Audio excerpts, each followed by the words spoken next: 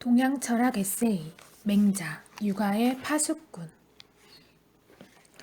저는 아무래도 왕도 정치를 할 수 없나 봅니다. 제게는 재물을 좋아하는 못된 버릇이 있습니다. 그것이 무슨 어려움이 되겠습니까? 재물 좋아하는 것을 백성과 함께 하십시오. 떠나는 사람이 언제나 임금 창고의 곡식을 가지고 떠날 수 있고 그대로 머물러 사는 사람들이 언제나 임금 창고의 곡식을 먹을 수 있으면 됩니다. 전국시대 강력한 제후국 가운데 하나였던 제나라의 선왕은 천하 통일의 야심을 가진 사람이었습니다. 어느 날 제선왕이 맹자를 보고 말했습니다. 제나라 황공과 진나라 무공이 한 일을 들려주시기 바랍니다.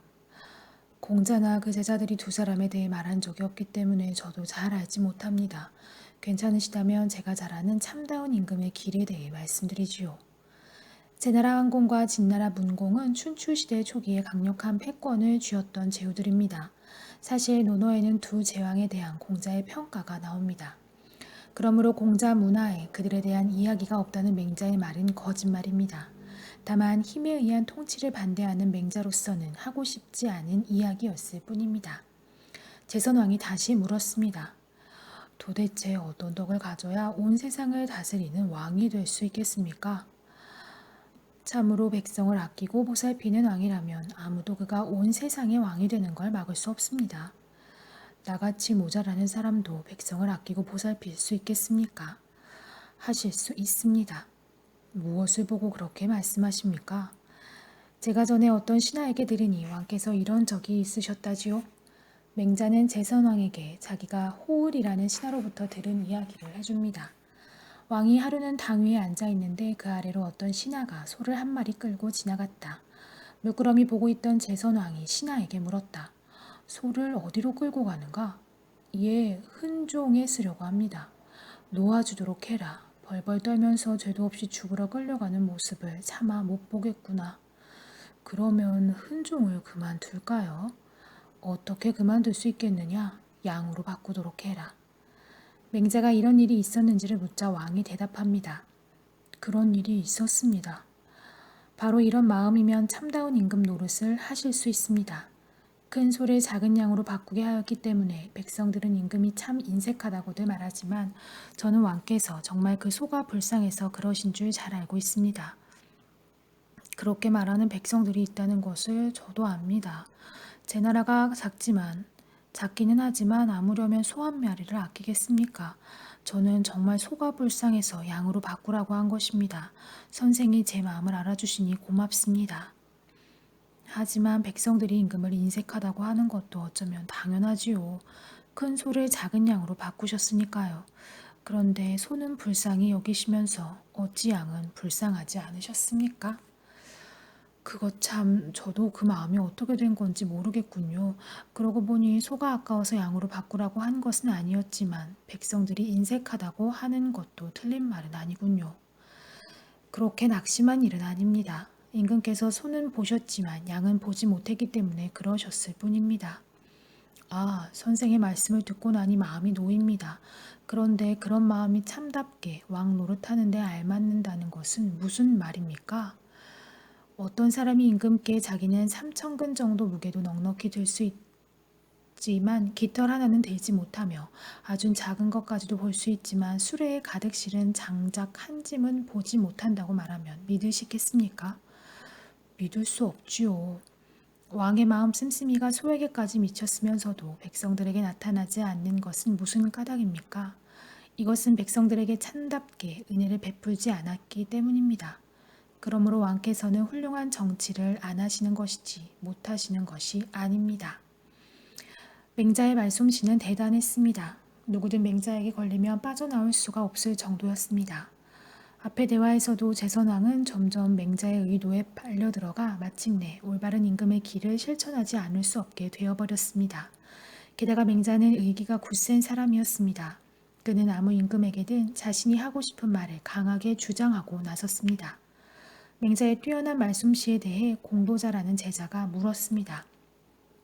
사람들은 모두 선생님을 말하기 좋은 사람이라고 하는데 왜 그렇게들 말하는지 말씀해 주십시오. 내가 어찌 말하기를 좋아하겠는가. 어쩔 수 없어서 그럴 뿐이다.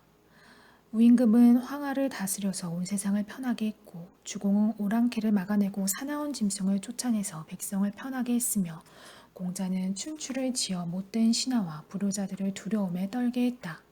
나는 이분들을 본받아 사람들의 마음을 바로잡고 못된 이론들을 막아내려고 한다.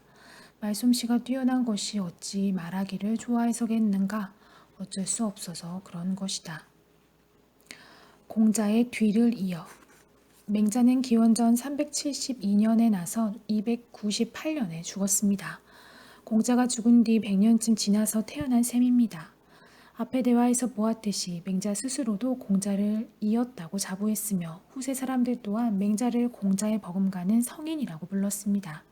그래서인지 생존 연대가 잘 맞지 않는 문제가 있음에도 맹자가 공자의 손자인 자사의 문인에게서 배웠다고 전해집니다. 맹자는 전국시대의 철학자였습니다. 전국시대는 공자가 활동했던 춘추시대보다 혼란이 더 심했습니다. 봉건 체제 내의 하극상이 매우 잦아졌고 민중에 대한 수탈이 극에 달했습니다. 맹자의 표현처럼 들에는 굶어 죽은 시체가 그득하고 살아있는 민중들도 굶주린 기색이 뚜렷했습니다. 그래서 위로는 부모를 모시기에 부족하고 아래로는 처자식을 먹여 살리기가 어려웠습니다. 그런데도 지배자들은 사치와 탐욕 그리고 침략 전쟁을 일삼았습니다. 그런 가운데 점차 몇몇 세력 있는 제후들에게로 힘이 모아졌고 맹자는 그 가운데 일부 임금들에게 질서 회복의 기대를 걸기도 했습니다. 그들이 재선왕, 양해왕, 등문공 등이었습니다. 그러나 대부분의 제후들은 맹자의 뛰어난 말솜씨에 걸려들기는 했지만 그의 말대로 실천하려 하지는 않았습니다. 당시 왕들에게 환영받은 주장은 부국강병 전략인 합종책과 연횡책이었을 뿐입니다. 맹자의 이름은 가이고 공자가 태어난 노나라와 아주 가까운 추나라에서 태어났습니다. 추나라는 오늘날 중국의 산동성 남쪽 지역에 해당합니다. 맹자에게는 성장과 관련된 몇 가지 고사가 있습니다. 부모가 자식 교육을 위해 애쓰는 것은 예나 지금이나 마찬가지겠지만 맹자 어머니도 아들 교육을 위해 무던히 애썼던 모양입니다. 처음에 맹자네는 묘지 근처로 이사를 갔습니다. 거기서 흔히 볼 수 있는 일은 장사 지내는 일이었기에 맹자는 동네 친구들과 어울려 장사 지내는 흉내를 내며 놀곤 했습니다. 이런 모습에 놀란 맹자의 어머니는 아들을 위해 집을 옮겼습니다. 이번에는 시장 부근에서 살게 되었습니다. 그러자 맹자는 물건을 팔고 사는 흉내를 내면서 놀았습니다. 맹자 어머니는 다시 학교 부근으로 이사했습니다. 그러자 맹자는 공부하는 흉내를 내면서 놀았고 그제서야 맹자 어머니는 마음을 놓았습니다. 이 이야기가 유명한 맹모 삼천지교입니다. 맹모 단기 지교라는 일화도 있습니다. 어느 정도 자란 맹자가 집에서 멀리 떨어진 곳에 가서 공부를 하게 되었습니다. 하루는 맹자가 어머니가 너무 보고 싶어서 하던 공부를 중단하고 집으로 돌아와 버렸습니다. 이때 비단을 짜고 있던 맹자 어머니는 틀에 걸린 비단을 칼로 끊어버림으로써 아들에게 가르침을 주었다고 합니다. 맹자의 생애에 대해서는 정확한 기록이 남아있지 않습니다. 다만 분명한 것은 공자가 했던 것처럼 제자들과 함께 여러 나라를 찾아다니면서 도덕을 바탕으로 한 왕도 정치를 부르짖었다는 점입니다. 당시 제나라는 수도의 직문 아래에 학자 단지를 세워놓고 훌륭한 선비들을 초빙하여 우대하였습니다. 여기 모인 사람들을 직하학파라고 불렀는데 맹자도 한때 그곳에 머물렀습니다. 맹자의 주장에는 임금들이 선뜻 받아들이기 어려운 부분이 많았습니다. 민본 사상이나 혁명 사상이 그랬습니다. 따라서 어느 임금으로부터도 받아들여지지 않았습니다. 결국 맹자는 공자와 마찬가지로 70세 무렵에 고향으로 돌아와 제자들을 가르치고 저술을 했습니다. 맹자의 사상이 잘 나타나 있는 책이 맹자입니다. 이 책을 지은 사람이 누구인가는 분명하지 않습니다. 다만 맹자가 쓴 글도 있고 제자들이 정리한 것도 있을 것으로 짐작됩니다. 맹자는 모두 7편이고 각 편이 상하로 나뉘어 있습니다. 뒤에 주자가 대학, 중용, 논어와 한데 묶어 사서로 만들고 나서 유명한 책이 되었습니다.